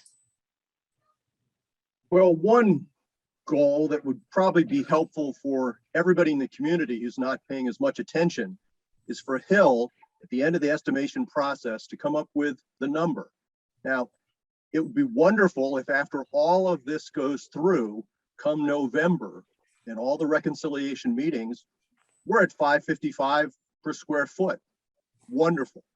But if we're not, if we're up higher or lower, that would be a great starting place for everybody. And I would think Hill should be capable, along with SMMA and the estimators, to say, guess what, folks? All of this comes down to, let's pick a number, $600 a square foot all in. What do we do with that? And sure, for the rest of us, for anybody who wants to go into more details of how the estimators got there, wonderful. But ultimately, we have a lot of very capable design professionals who are getting paid to give us some clear guidance so the community can make an intelligent decision. Chris, I think that's what the meeting on the 5th will be. The reconciled estimate is where we're at. So that will be the overview that the committee should receive that day. And we would have a fully populated value management list as well with costs, and we would take a first pass at bracketing our recommendation around that. Just as we've discussed in past meetings, is that we will come to that meeting with the full coordinated capability to go over the costs and decision making with you. So I'll jump in if you're looking for feedback on what you were suggesting, Pat. I, at a high level, like the idea of having another meeting. I also like the feedback, both that all of us should provide our comments and questions in advance of at least of one of these meetings so that the team has the option to look into them. I also agree with Dawn that I think an overview would be good for all of us. It would be helpful for those of us who are not looking at these.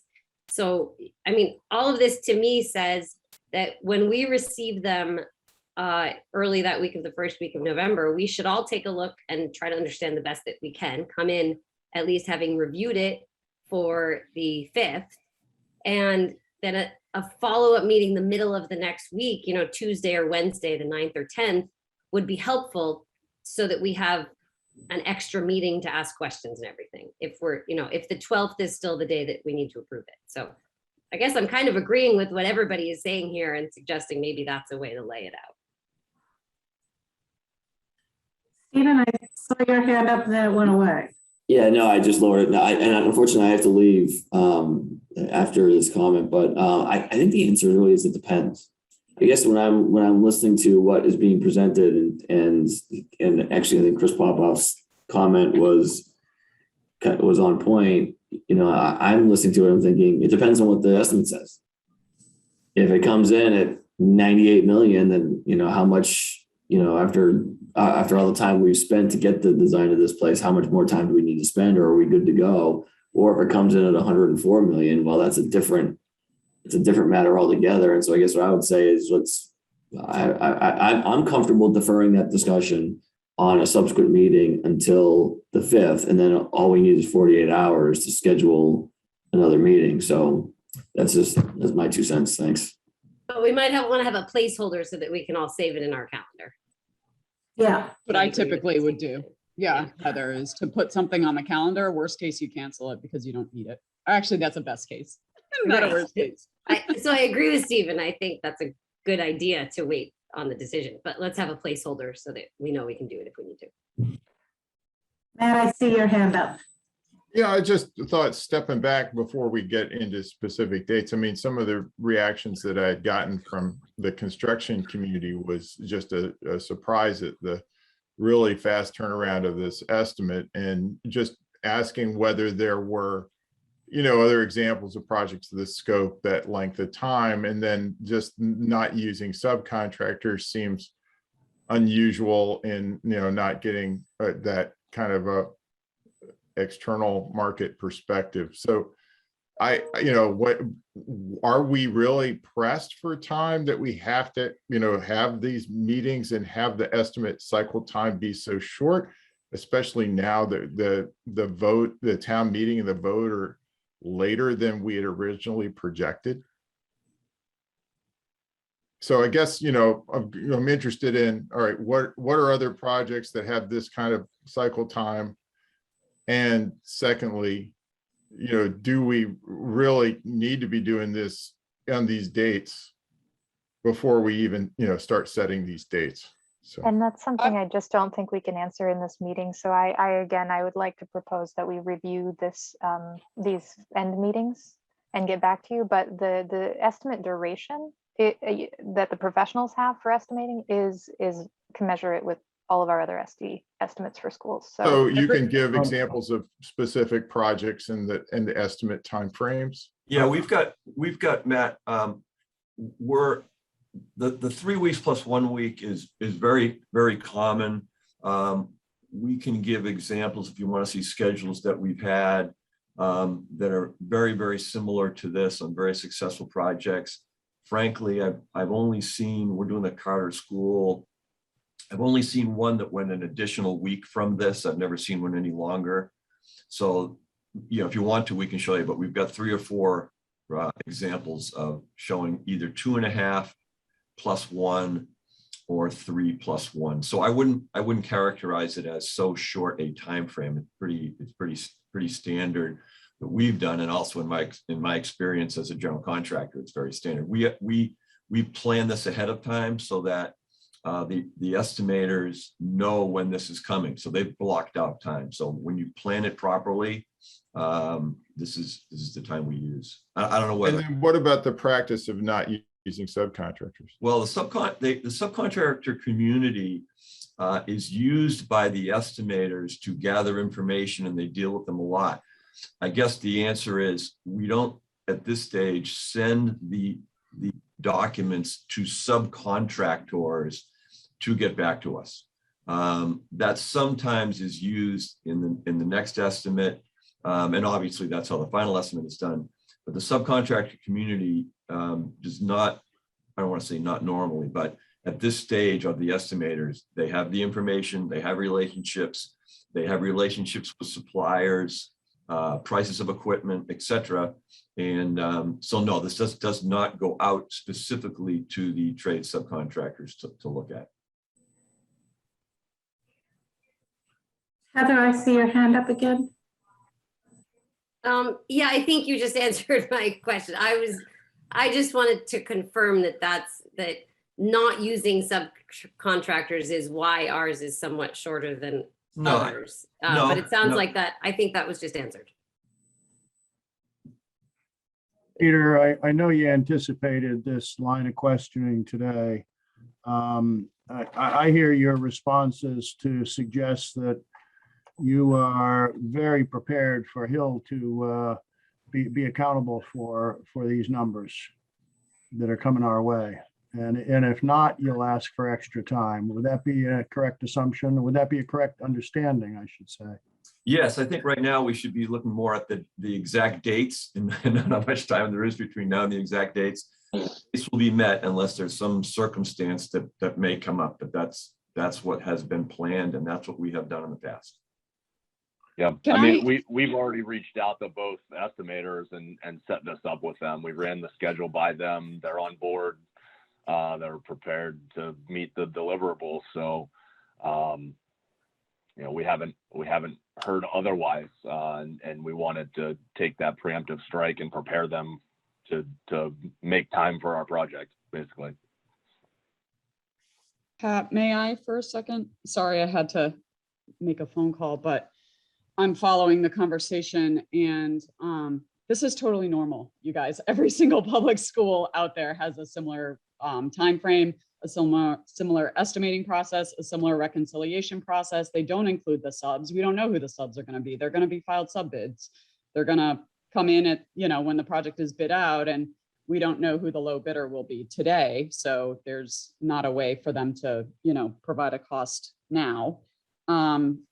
So there's plenty of schedules available on the MSBA site. Every single project out there. There are some anomalies. Lowell High School happens to be one of mine, $300 million project. Took 4 weeks to estimate. It's 622,000 square feet. It's quite large. So there are anomalies. Carter School may be one as well, because there's a lot of intricacies. That's a special needs school. So there's a lot of intricacies to that project, although it's quite small. So, you know, there are definitely anomalies, but 2 to 3 weeks estimating, a week of reconciliation. It's usually 1 or 2 days. In the case of Lowell, it was 2 or 3 days of reconciliation with Peter, with AM Fogarty and PM&C. Those guys estimate, I don't know, design team, correct me if I'm wrong, 80–90% of the public schools in Massachusetts. They have a really good handle on construction costs, you know, filed sub bid trade costs, you know, prevailing wages, you name it. They are like in the know. So we're in good hands. I think that any questions that the community may have regarding timeline, if anyone on the design team had concerns, they would certainly raise them. If Peter and Peter are in the know on this and ready to receive the drawings any day now, then I think everyone can rest assured that this is normal process and very much in line with every single public school project that's happening. So I have a question. This is Charlie. What if from a worst case scenario, we get through this process and it's really not feasible through value engineering to get to 100 million, and we have to start making hard decisions about space. And I think just referring back to Peter's earlier comments, would this schedule accommodate that? Would we be able to take a look at geez, we really got a hard decision to make. We can't get to 100 million unless we dig into the space side of the equation. Can we get to that through this schedule? It's a question of design time, so it kind of depends. But in a situation that you're talking about, probably not. I mean, that the schedule becomes something that needs to have a space in it for the major thinking as opposed to minor thinking. Because this, I think this is tuned to the, I don't mean to belittle it, but this is tuned to the minor tweaks that enable us to get, you know, a piece off here and a piece off there. If we say, well, you know, we've done enough with getting rid of granite curbs and so forth, and we need to consolidate classrooms. I'm not suggesting that that's going to happen, but I think it's good to think through worst case scenarios to ensure that your schedule and your approach doesn't shoehorn us into something we don't want to have happen. Right. I will let Lorraine comment on this. I don't want to put her on the spot, but in my experience, and it hasn't been that many, thankfully, but in my experience, a job that has to undergo some major surgery, it takes more time. The schedule pushes out. Okay, good. Well, that answers the question for me. So Charlie, I think the 5th is going to be very telling, right? The 5th is going to be very important to understand where the numbers come in. And if we have to pivot on the 5th and change dates and set new placeholders, then we should do that. But I think, you know, I live by a glass half full syndrome, for good or bad. So I think, you know, having those dates in the calendar right now, being optimistic that we can get there, I think it's good to have it on people's schedule. And if we need to pivot on the 5th, we'll pivot on the 5th. I'm happy with those answers. Okay. So to move this on, I think we want to take advantage of SMMA's offer to take a look at the schedule. We're going to get, we're going to stick with our Friday, November 5th meeting, but we may add meetings after that to get to the point where we can vote on the schematic design scope and budget. And again, that's a vote. So that may be when we pivot or we don't pivot. So as long as everyone's comfortable with that, can we move along? I see no one saying they're not comfortable with. I'm comfortable, Pat. Okay, thank you. All right. Just trying to show some samples here of a reconciled schematic design estimate here for another project that we're working on. And so essentially, you know, I was speaking to the level of detail in the schematic design estimates from both parties. And then we kind of bubble that up to a reconciled spreadsheet here. And that's what you're looking at is a reconciled spreadsheet. So you've got numbers from one party, this being PM&C, and Alana on the right, a number from their party, and talking through the particulars of the assumptions and why 1 square foot cost is more accurate than the other, and coming upon an agreement on what to carry as the reconciled value, which is on the left over here, and saying, okay, this is the right number. This is the right square foot cost for foundation systems and superstructure and exterior roofing and every single trade for the scope of the school will be the same exercise. And so this is just a snapshot of or a preview of what you would see in it as the reconciled estimate. And then it shows you the delta on the right as well. Ian, I would just add that I would just add that these are exciting meetings. I love these meetings. I love attending these things all day and going over this. This is getting into the really exciting part of the project. So just throwing that out there. They're fun. I'm laughing, Peter, literally. They're just fun. I mean, just digging in, you're doing real work. It's a lot of work, yeah. Yeah. So next slide, you guys were kind of thinking about scenarios and what could possibly happen here. And I was trying to give you just a really rudimentary breakdown of two scenarios here. So we know that what we're trying to achieve is $100 million total project budget. So we have a reconciled estimate plus the value management needs to equal the $100 million total project budget, right? So there's only two scenarios here. You're either going to come in under budget or you're going to come in over budget. So scenario one is under budget. For conversation purposes, I put a $5 million swing in here from the 100 million. So let's say the reconciled estimate comes in at $95 million. Great. Pat ourselves on the back. The cost came in under budget. That's when we can do some celebrating here. And so at that point, you've got decisions to make still. So you can decide to add value management scope. You can decide to change value management scope, and you can drive the cost back up to the $100 million budget, and add things that you took out before, and change things, and do what you want to do, and say, okay, we want to spend that extra $5 million, and we think it's money well spent. So you have the ability to do that here. The other scenario comes in at 95 million, and you say, we're good. We like what we're proposing here. The scope is great. 95 million is great. We're saving $5 million, and so we're not going to take any value management. We're going to leave it alone, and we came in under budget, $95 million. So I think, and Ian,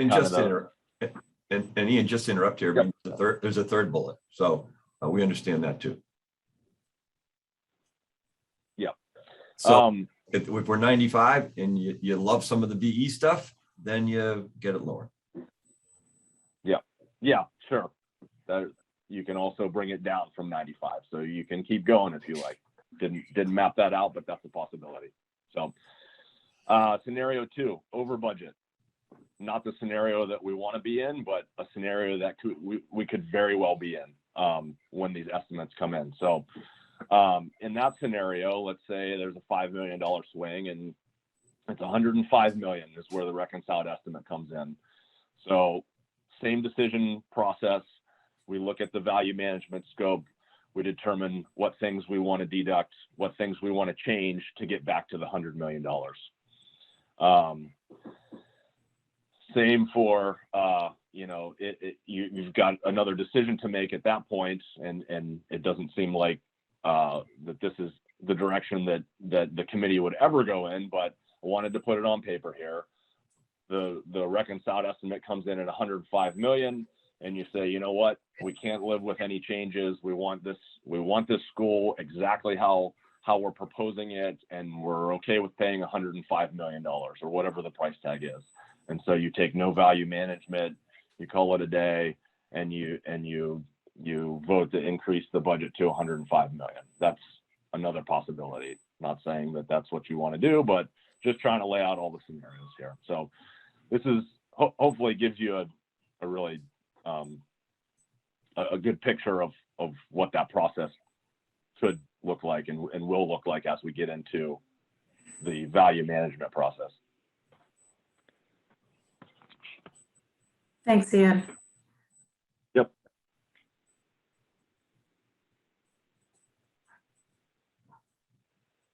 So one of our agenda items was just a quick update on the FF&E, or furniture, fixtures, equipment budget, and the technology budgets.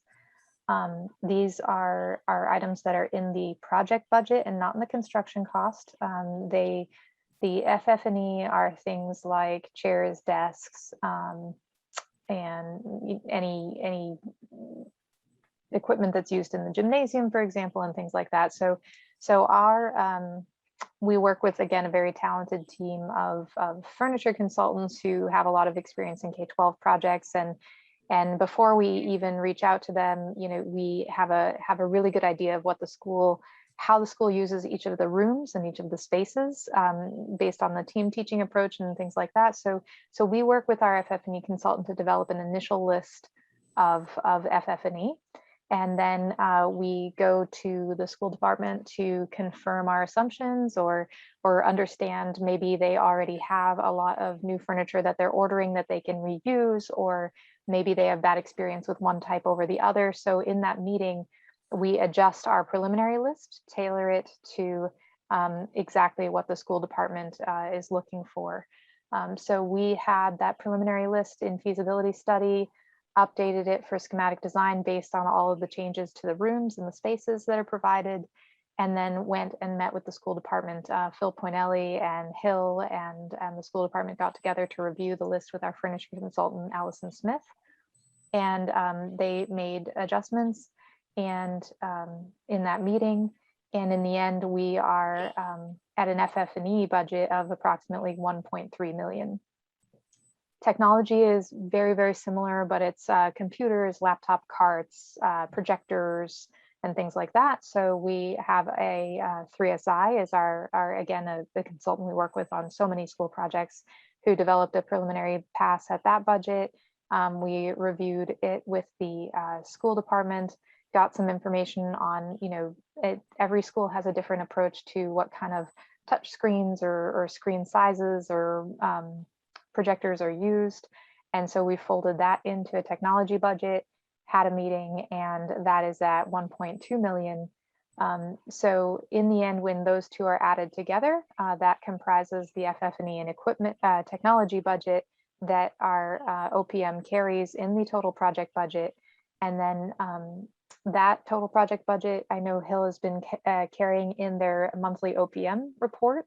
And that number, we are currently approximately 100,000 below that number. So we are within the amount that we've been carrying as a budget that is also very typical for schools. They're approximately $1,800 per student, which is a very common result for FF&E and technology budgets.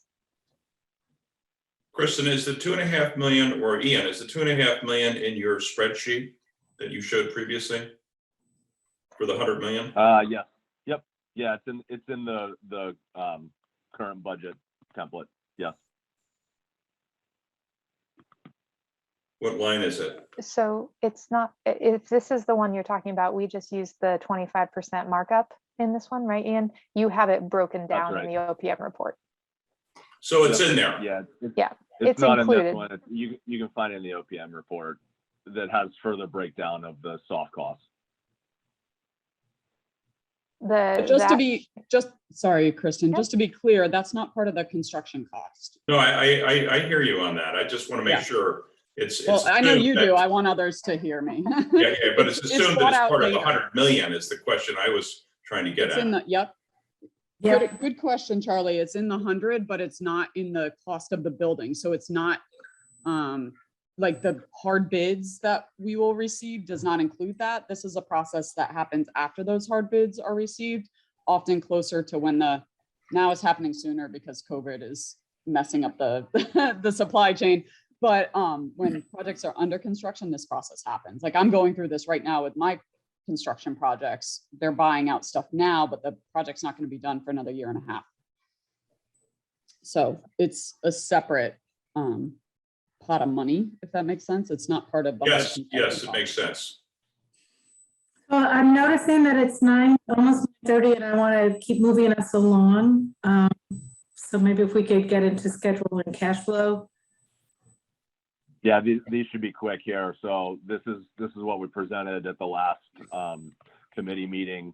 There's been no changes to this, but just wanted to flash it up on the screen in case we had any further discussion on it or questions or anything. But same schedule. I think a small detail. I thought I caught wind in Matt Johnson. Maybe you can speak to it. Is the select board pushing the ballot a day because of the day of the week? Did I hear that? And do you have any information on that, or So the only information that I have so far is that our vote is delayed because the schedule still needed refinement in terms of the milestones that lead up to the town meeting and townwide vote dates.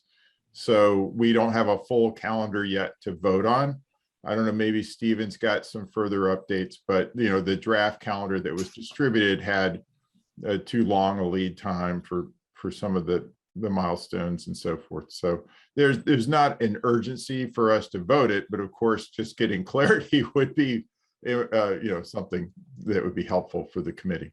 Right. Hey, Matt, this is Chris Carmody. I'm the town meeting coordinator, and Stephen just asked me to jump in. So we have received a request from the town clerk to move the special election date from February 2nd to February 3rd to align with Concord's tradition of having a Thursday election. So that'll be submitted to the select board soon. Thank you, Chris. I thought that's what, it was just a day was what I thought I heard. But I also thought that there were other milestone dates leading up to the town meeting that needed adjustment. So there is a larger calendar the select board will need to review and approve shortly. But at this point, we can expect the town election to be February 3rd. That's right.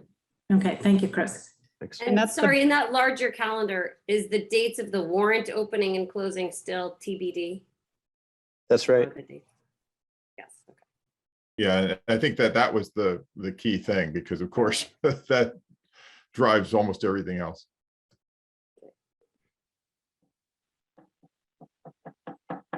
Okay. Should we move on to cash flow? Yeah. Yep. Yeah, last thing is cash flow. This is for through end of September 2021. Had another progress payment for SMMA. Current commitments remain the same, 1.19 million. So what was spent through September 30, 2021 is 971,676, which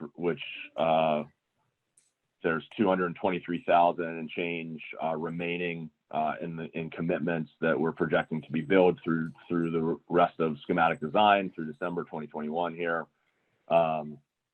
And then there's also, just to highlight, there's 305,300 in uncommitted funds that remain from the 1.5 million initial approval of funding. And then the next slide is just the graphic representation of that.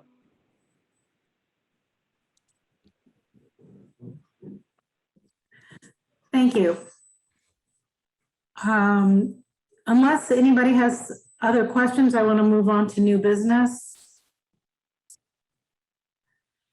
And we do have a piece of new business that it breaks my heart to have to bring up. As you all received notice of, Kristen will be leaving SMMA and will no longer be in her little square on the screen leading us through slides. And I just want to say now how much I'm going to miss Kristen, but I'm very much looking forward to Lorraine picking up the reins and continuing with us through town meeting. So I wanted to give SMMA an opportunity to say a few words about this. And then if there's anyone who has questions or wants to say anything, please do so. I'll start out by saying it was an absolute pleasure working with you all, and the project is exciting and it is joyful and it is connected to nature, just like your goals. And I'm really excited to keeping in touch, as I've mentioned on all of your social media handles, to watch it continue to develop. The committee has got a wealth of knowledge and experience that they've been contributing to the development of the project, and it's just really great to see. So thank you all. And I know I have some pretty big shoes to fill here. Kristen is just stellar and I'm going to miss her. And I will say that, you know, which is probably obvious to you all, Kristen and I have become friends as well as colleagues. So she's not going to be leaving my life. And I'm seriously hoping she hates her new job. I keep saying that all the time. not moving her desk. So I'm hoping she'll be back. And I don't have exactly the same style as Kristen, so some of you may know that. So it'll be interesting. I'm slightly different. I have an accent sometimes. I'm harder to understand, I have been told. But I really do appreciate the way she led you through the process. I have been in the background letting her lead, as she is a natural born leader. And I am happy to pick up where she left off, and I will guide you through the rest of this. And you know, as I look at the screen and I see some friends here and old friends and Frank and known people here in Concord a long time, I'm very excited to continue this relationship that SMMA has with Concord and continue to lead through great projects that you do. Can I say Thanks, something? Lorraine. Yeah. Go ahead, Dawn. Yeah, I just want to say publicly what a pleasure it's been to work with Kristen. I'm answering my phone calls on a Sunday afternoon when she should be enjoying her weekend, or responding to texts at times that I won't admit to sending emails or texts to. So professionally, it's been a pleasure. Lorraine and I have known each other for many, many, many years. Huge respect professionally and personally for her as well. So I look forward to Lorraine picking up the reins. I have no doubt it'll be a smooth transition, and look forward to that. Kristen, we wish you well, and stay connected. She's not coming to my firm if anyone's wondering. But we've definitely swapped people with Lorraine. She took one of my former employees, and I hope she's well. But it's a small world of school architects, so I'm sure our paths will cross. And Kristen, much success to you, and look forward to hearing what you're going to be up to. So, and thank you, huge thank you from our entire committee in town. So people have Kristen's email because it's in all of our correspondence. If anybody wants to reach out to her as say goodbye, I feel very confident that we will move forward smoothly, and but I sure hate to see you go, Kristen. So. Kristen, thank you very much. Best wishes. Yeah.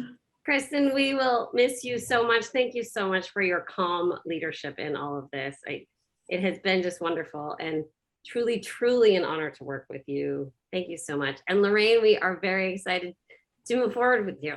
So really looking forward to working with you. Thank you both. All the best. Thank you. Good luck. Yeah, we won't wish you failure like Lorraine is, but because we doubt that's what's going to happen. Yeah. Lorraine, not so much failure, just more that she just misses me terribly. Got it. Lorraine, I've done that. I've left and come back. So we call ourselves boomerangs in our firm. Yes, we hand out a boomerang to anyone who comes back in the office. So there's hope. There's hope. Kristen, did you hear that? I heard it. I'm tracking. Do we have any other new business? Okay. Yeah, I just wanted to mention that we have gotten a volunteer card for someone that has extensive construction experience. Of course, we don't have an opening. So anyway, it's just something to think about. And I didn't know if any members were considering how their terms were going. So I just wanted to raise that. I didn't know that, Matt. Thank you for bringing that to our attention. Great to know. Glad someone stepped up in the community. And I probably will refer that person to the co-chairs, just, for some interviews and just seeing where we're at. Great. We welcome Great. that. Thank you. Be nice to continue that relationship, and that would be good. Public comments. If you have a public comment and you want to raise your hand and are on mute. I'm not seeing anything. I think Gail Heyer just raised her Gail hand. Heyer, I see your hand. I see two hands up. Yeah, sorry, the one was a clap by mistake. The reactions is the same as the raising hand. Yeah, so thanks for everyone's hard work. I don't envy you guys, but I'm glad some like Peter really enjoy this stuff. It's a lot of detail and a lot of work. So I just wanted to make a comment, and it's actually along the same lines as Matt's discussion earlier about, you know, choices being made based on indoor air quality. I wanted to know if the committee was familiar with the collaborative for high performance schools. Yes, I see some heads nodding, thank you. So their assessment tool for construction has some criteria for low EMF wiring and low EMF best practices, which aim to minimize exposure to electromagnetic fields. And that's due to health concerns from this type of radiation. Other than the CHPS, an organization called Tech Safe Schools has a website with links to recent scientific studies that shows serious biological harm from exposure to radio frequency radiation at levels currently deemed safe by the federal government. So techsafeschools.org provides practical solutions for minimizing RF radiation in school buildings. This includes minimizing technology that requires Wi-Fi and hardwiring equipment wherever possible, and that's very simple. Almost any piece of equipment that uses Wi-Fi can be attached via Ethernet cables, and that's, you know, more secure, faster, more resilient, and often, actually, from what I understand, it always uses less energy than relying on wireless. So, and then another tip from both the CHPS and the Tech Safe Schools is to hardwire teachers' phones, so the teachers don't have to be using their iPhones in front of the classroom, and if they want to use their phones, they can, you know, attach those to Ethernet via a simple adapter. So I just wanted to raise that, and it seems like there has been a technology and furnishings discussion. I was wondering if those issues had been discussed at all in that discussion.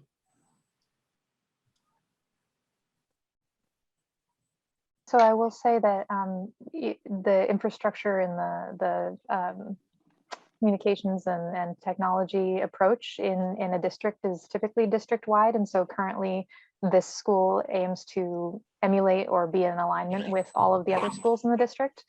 And that's both for maintenance, cost efficiency, and just policy. So that's what we currently have in the budget. And, you know, we're obviously open to continue the conversation, but that is, right now we are taking the same approach as the district has taken with all schools.